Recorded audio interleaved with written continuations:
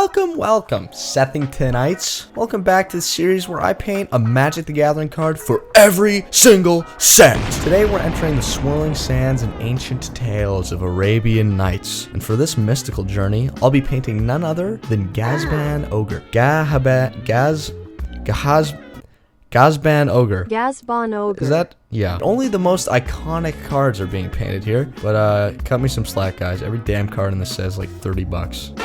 Now, Ghazban Ogre might look like the unholy love child of a gremlin and a warhammer orc, but don't let that bug-eyed stare fool you. This little menace was actually one of the earliest aggressive one-drops in green, with a twist. If your opponent had more life, they just yoinked them. Basically, the hot potato of early Magic. But I must say, an odd choice for green. So with that introduction underway, either skip to the painting segment or stick around for the history of Magic's first expansion. But nonetheless, please enjoy the video. Alright, let's talk Arabian Nights. Magic's first expansion, like I said 3 seconds ago. Printed in late 1993, it was inspired by Middle Eastern folklore and tales like 1001 Nights. This set was full of flavor, but also early 90s design decisions, to put it lightly. I guess I gotta address the elephant in the bazaar here. Jihad and Stone Throwing Devils. Cards that were banned, not for power level, but for being a little problematic. Jihad sounded a little too real-world crusade-y,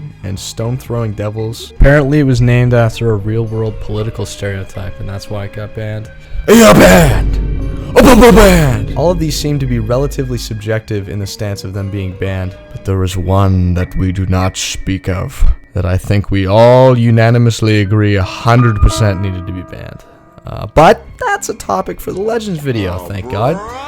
Old Harold McNeil. But Arabian Nights wasn't all awkward bands and desert cliches. It gave us absolute bangers like Library of Alexandria and Bazaar of Baghdad, and the original City of Brass. These cards define formats and still show up in Vintage and Commander today. And tucked between the legends and the controversy is Ghazban Ogre, chaotic little gremlin of the green mana world. He might not be winning Vintage, but he's won over my heart and my wallet. So that's why I'm immortalizing him in paint and giving him a much needed makeover. A little side note here, there's some parallels to current Magic. After watching the professor's interview with Richard Garfield, the creator of Magic, there was an interesting point that Mr. Dick Garfunkel MD brought up. While speaking on Universes Beyond, he brought up the point that Arabian Nights was somewhat received in a similar light, just way less extreme.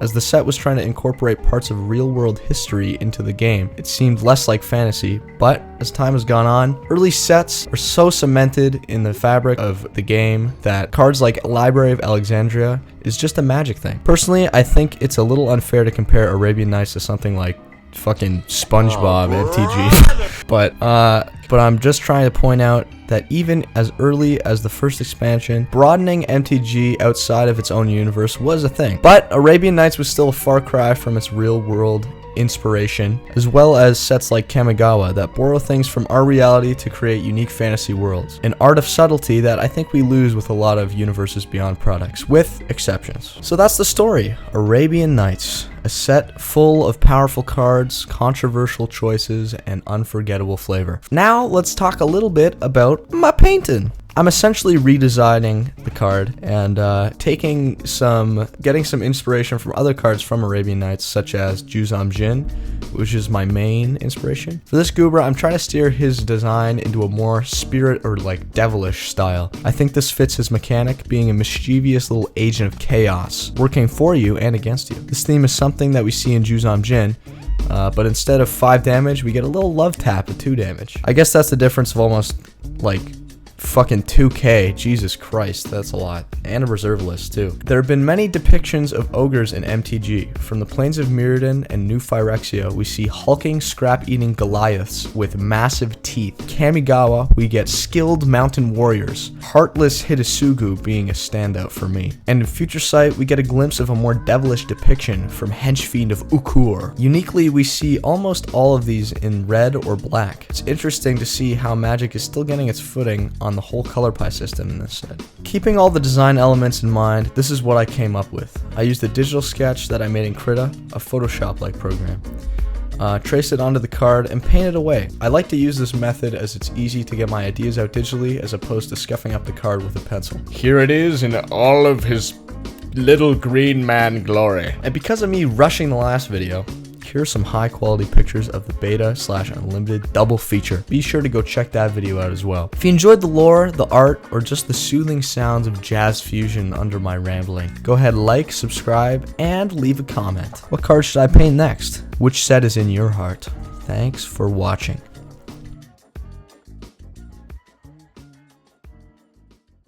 Come here. Hey, if you made it this far, comment how many